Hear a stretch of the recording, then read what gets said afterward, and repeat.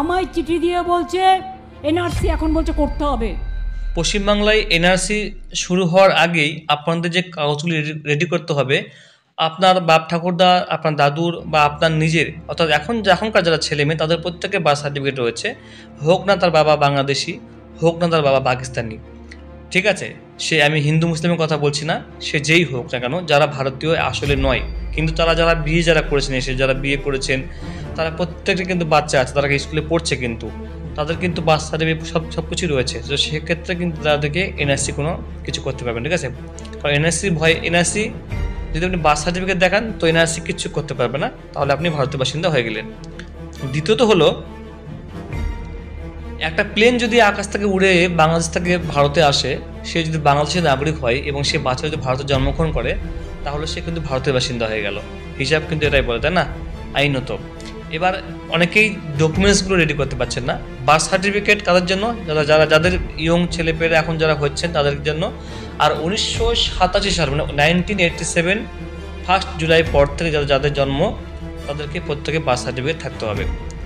যাদের আছে পুরোনোটা, সেটা কিন্তু যেটা হাতে লেখা সেটা কিন্তু আপনি যেখান থেকে পেয়েছেন, মানে এসডিও অফিস, মিউনিসিপ্যালিটি, হাসপাতাল, সেখানে গিয়ে জমা দিয়ে নতুন করে ফর্ম ফিল আপ করে ডিজিটাল বার্থ সার্টিফিকেটটা অনলাইন থেকে আপনার ডাউনলোড করে নেবেন, ঠিক আছে?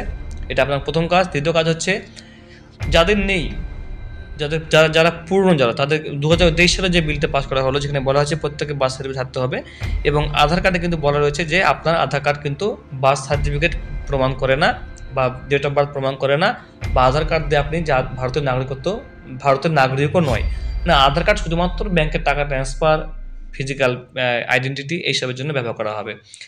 এছাড়াও ভোটার কার্ডও কিন্তু আপনি ভারতীয় নাগরিক প্রমাণ করতে পারবেন না। ভোটার কার্ড শুধুমাত্র পরিচয়পত্র এবং ভোট দেওয়ার জন্য। কিন্তু এনআরসিতে নাম তুলতে যাতে আপনাকে সমস্যা না পড়তে হয়, দেশ থেকে যাতে বের করে না দেয় আপনাকে, তার জন্য আপনি যেটা রেডি করবেন সেটা হচ্ছে আপনার পুরনো ভোটার লিস্ট বা 1951 সালের এনআরসি লিস্ট, সেটা আপনাকে বের করতে হবে। এই ওল্ড ইলেকট্রাল রোলস .wb.gov.in সাইটটা আপনি খুলবেন। এখানে আসার পরে এখানে দেখাচ্ছে ইলেকট্রাল রোলস 1952 থেকে 1971। আগে কিন্তু ভোটার কার্ড ছিল না, ঠিক আছে? তো এটা চালু করা হয়েছে। এখান থেকে আপনি দেখুন, এবার আমি এনআরসি ডকুমেন্ট বা প্রমাণ আপনাকে রেডি করার জন্য এখানে দেখাচ্ছি। এখানে আপনি সালটা সিলেক্ট করবেন। 1952 থেকে 1971 সালের আপনি ভোটার লিস্ট এখানে পেয়ে যাবেন। কোন জেলার, তখন তো জেলা ভাগ হয়নি, তখন জেলা কম ছিল। এরপরে বিধানসভা, তো আমি এখানে ধরলাম 1971 সালে সিলেক্ট করলাম। এখানে 1966, 1952, 56, 58, 59, 61, 66, 67, 68, 70, 71 রয়েছে। আমি 71 ধরলাম এখানে। এবার ডিস্ট্রিক্ট আমি এখানে সিলেক্ট করবো। আমি এখানে ধরলাম ডিস্ট্রিক্ট, এখান থেকে মালদা, নদিয়া, পুরুলিয়া, তখন এই কটা ডিস্ট্রিক্ট ছিল। বর্ধমান সিলেক্ট করলাম। বর্ধমানের পরে এখান থেকে আপনি সিলেক্ট করবেন বিধানসভা। তাই এখান থেকে ধরলাম আমি বিধানসভা গলসি। আমি এখানে সরি বন্ধুরা, সিলেক্ট করলাম গলসি পরে এখানে আমি সার্চে ক্লিক করে দেবো। সার্চে ক্লিক করার সঙ্গে সঙ্গে এখানে দেখুন আপনার সামনে কিন্তু একটা চলে আসছে, 1971 সালের পিডিএফ চলে আসছে। এখানে দেখুন Bardhaman Galsi, click to view download list. আমি এখানে ক্লিক করে দেবো। এখানে ক্লিক করলেই বন্ধুরা আপনার সামনে কিন্তু সেই পিডিএফ চলে আসবে, যেখানে পুরনো ভোটার লিস্টের নাম, কার পরিবারে কার নাম আছে আপনাকে খুঁজে বের করতে হবে। খুবই একটা বড় লিস্ট হবে এখানে, এবং অনেক জায়গায় দেখবেন 2-4টা কিন্তু লিস্ট থাকতে পারে, পিডিএফ থাকতে পারে, PDF 1, PDF 2, PDF 3, part 1, part 2, 3 থাকতে পারে। তো এইটা আপনি এখন থেকে বের করে রেডি করে রাখবেন। যখনই এনআরসি পশ্চিমবঙ্গে শুরু হয়ে যাবে অনলাইনে ফর্ম ফিল আপ, তো আপনি এটা কিন্তু স্ক্যান করে আপনি জমা করতে পারবেন। আপনার কোনো সমস্যা হবে না, কোনো কিছুতে আপনাকে কিন্তু কিছু করতে পারবেন না। তো আপনাকে দেখুন, এখানে আমি জাস্ট বেশি কিছু দেখাবো না। দেখুন 1971 সাল 255 গলসি, ঠিক আছে? এখানে দেখুন রয়েছে অ্যাসেম্বলি কনস্টিটিউয়েন্সি। তো এখানে দেখুন ডিস্ট্রিক্ট বর্ধমান।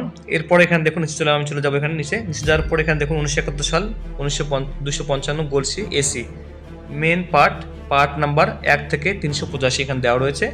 এরপরে দেখুন এখানে ভোটার তালিকা এখানে দেখুন দেওয়া রয়েছে, অতিরিক্ত সংশোধনী বাতিল ভোটার তালিকা, ঠিক আছে?